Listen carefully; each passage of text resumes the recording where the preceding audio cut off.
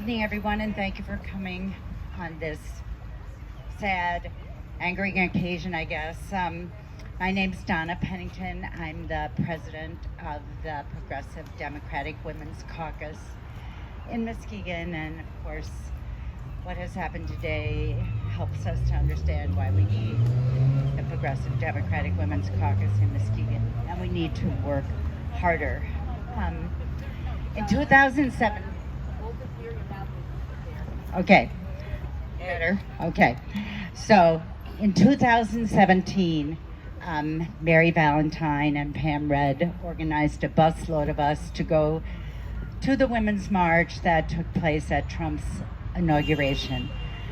And there were so many of us, and we made, even though there were so many of us that there was no water, that there weren't enough bathrooms, that they kept closing the metro stations, women worked together and we felt so powerful. We thought they could never do this. They could never take our reproductive rights away, but we obviously were wrong. So I have to tell at least one personal story of my niece because she'd want me to, in terms of she was pregnant, and I left a prop, but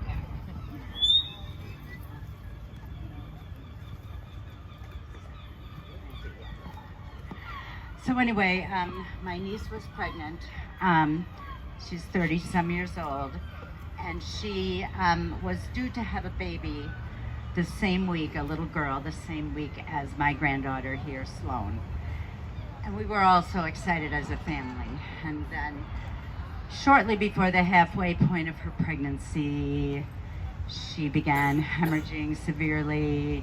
The baby's heart stopped beating, and it was clear the baby had died.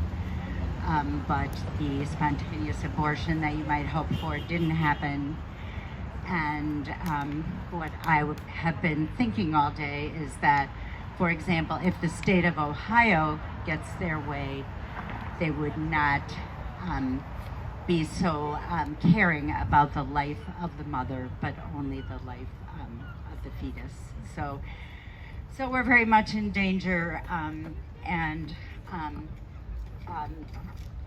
so I think that one of the things we need to be cognizant of, and is my personal crusade, is the number of women we have at the table becomes critically important. Male public officials will support women's rights, but they don't always do so with the same fervor and the same passion. When I'm at local party meetings, sometimes I kind of wait to see when women's issues will come up. And right now, I hate to say, but in Muskegon area, we have Norton Shores, Muskegon Heights, and Muskegon, all with mayors who are men. And we have city managers who are men, county administrator who's a male, our prosecutor, majorities of most of our governing bodies are men. And it was quite shocking to me when I even realized that. But I think that's one of the things that has to change if we're to have better outcomes in terms of women's rights.